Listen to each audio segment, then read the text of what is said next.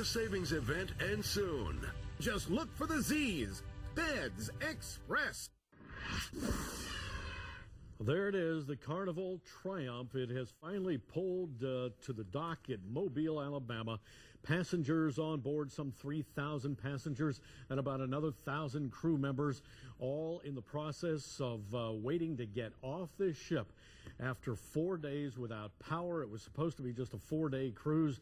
Then they lost power on Sunday. And as you know, they've been just slowly first drifting and then being towed to shore ever since. Again, this continuing story we continue to cover for you from the Port of Mobile. Fox 6 News reporter Vanessa Ariza is there, and we'll be joining her once again shortly.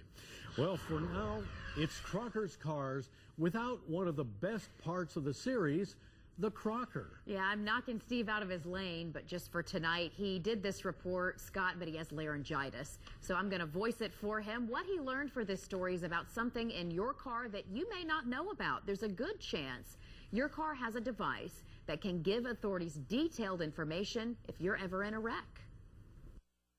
It's one of the most frightening experiences you can have behind the wheel. In 2009, an off-duty California highway patrolman and 3 members of his family died when his Lexus accelerated to as much as 120 miles per hour on a highway in San Diego, and he didn't know why. Toyota spent 2 years investigating a similar string of accidents and eventually agreed to multi-million-dollar fines and settlements. But Russ Rader of the Insurance Institute for Highway Safety says finding answers didn't have to take so long. Imagine if government investigators had good data from EDRs in all of those Toyota cases. It would have allowed them to very quickly home in on what was causing the problem and would have saved literally hundreds of millions of dollars in time and resources that it took to investigate all of those cases. EDRs are event data recorders. Most cars have them, and some people liken them to an aircraft's black box or flight data recorder. But they record far less information and do not record conversations in your car. Tom Berryman, who runs the Institute for Automotive Excellence at Lawson State's Bessemer campus, says he was a factory service rep for GM in the 80s, about the time engineers were testing airbags. And they put hundreds of thousands of miles on these cars on test tracks, trying them out, running them into walls, whatever they needed to do to set the airbags off and see if they worked. Well, when the cars went into production, that software got left behind. EDRs can be mounted in several places, and Berryman was leery about showing us where the EDR was located in the Honda on loan to the school. My fear is that if I say, it's this module here, people may rip it out because they don't want that being captured. But if you do that, now you don't have an airbag. Okay? They go hand in hand. But while most cars have the devices at this point, their location and the types of data they record can vary. A Mercedes-Benz spokesman told us our current systems can glean info regarding seatbelt usage and airbag deployment sequences, but not speed. Hyundai told us we do not use event data recorders at this time. The airbag control modules of Hyundai vehicles contain a small memory chip which does record certain parameters at the time of a crash. But they suggested they would comply if the National Traffic Highway Safety Administration orders all cars have them by the 2015 model year, and that all EDRs record the same data. But who can get to the data now? Usually only the automakers themselves or law enforcement.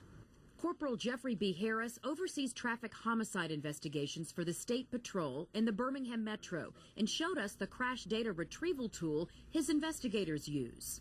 But he says it's just one piece of evidence, like photos and witness statements they recover from the crime scene and from the car when they go to a tow lot to retrieve the data. He says even he can only get the data if the car was involved in a fatality or a serious injury. We use the evidence and search and seizure law.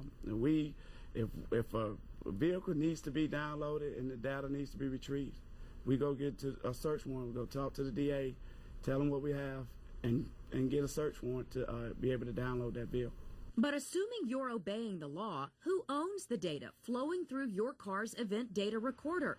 Every expert we spoke to said it belongs to the owner, which is something to keep in mind if you're driving a company or government car. some privacy rights groups still fear drivers' hold on that data is slippery. And Clay Ingram of AAA says there are still too many people who have no idea what's in their car. There needs to be a little more of an effort to let people know those devices are there. One way to do that is to put them on the window sticker of new cars as part of the equipment listing there, so that people know that they're there. They need to know what they are and what they're recording. If you would like to read more about event data recorders and privacy issues, we have several links in the Seen on TV section of myfoxal.com. I would imagine cruise ships also have data event recorders or black boxes. That will be for the investigation about the Carnival Triumph in the coming days. But right now, what we're focused on is passengers and crew trying to get off this ship tonight.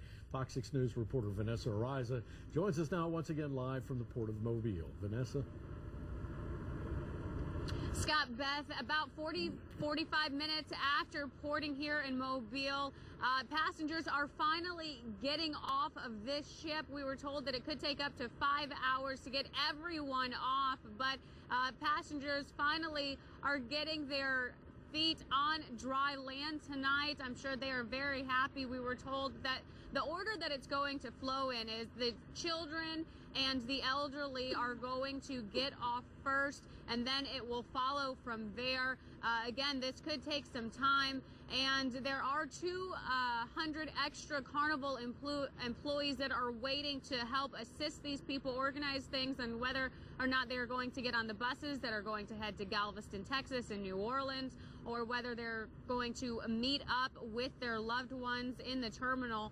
We've also been told that in that terminal they have provided warm food, blankets, cell phones, beverages, trying to make them as comfortable as possible after being out at sea and being in not the most desirable conditions for the past couple of days.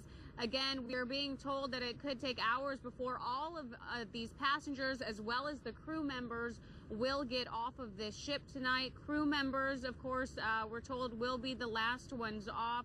They will, if they desire, will be put up in a hotel, I believe, in this area in Mobile tonight. All right, Vanessa Ariza live at the Port of Mobile. A great sight, seeing those people walking through that terminal with their suitcases. Hard to imagine what they are feeling right now tonight. We'll take a break and be back with more.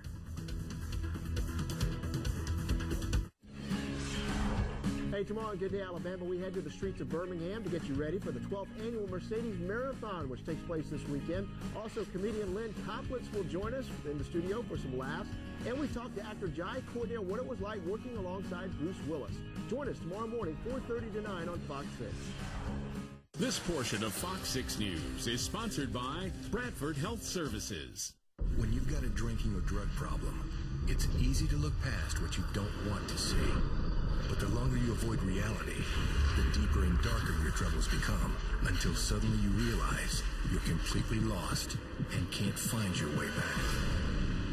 Bradford has been helping adults and adolescents beat addiction through proven, affordable, confidential treatment for more than 30 years. If you're ready to face the truth, get help by calling Bradford now. I may have retired from the game, but not from being big. Good thing one car gives me full-size luxury and 36 miles per gallon, which is nice because I've got shoes that are bigger than most hybrids. And more stylish, too. If you don't know the luxurious yet fuel-efficient LaCrosse, you don't know Buick. Celebrate President's Day and lease this EPA-estimated 36 Highway MPG LaCrosse with no first month's payment, no security deposit, and zero due at signing. Drop into Jack's today and get our famous Big Jack and fries for just $3.29. It's a big, juicy beef patty stacked up with lettuce, tomato, pickles, and onions. It's more than a mouthful. And it comes with a side of Jack's fries for just $3.29. The Jack's Big Jack and fries. Jack, Jack, Jack, go more, more, more.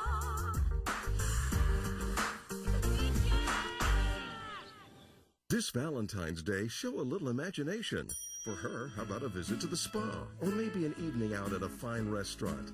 For him, it could be a round of golf on a world-class course or gear from the pro shop. You'll find these gifts and more at rtjgolf.com. RTJ gift cards and resort cards are easy to wrap and never go out of style. So whether it's a good drive, a great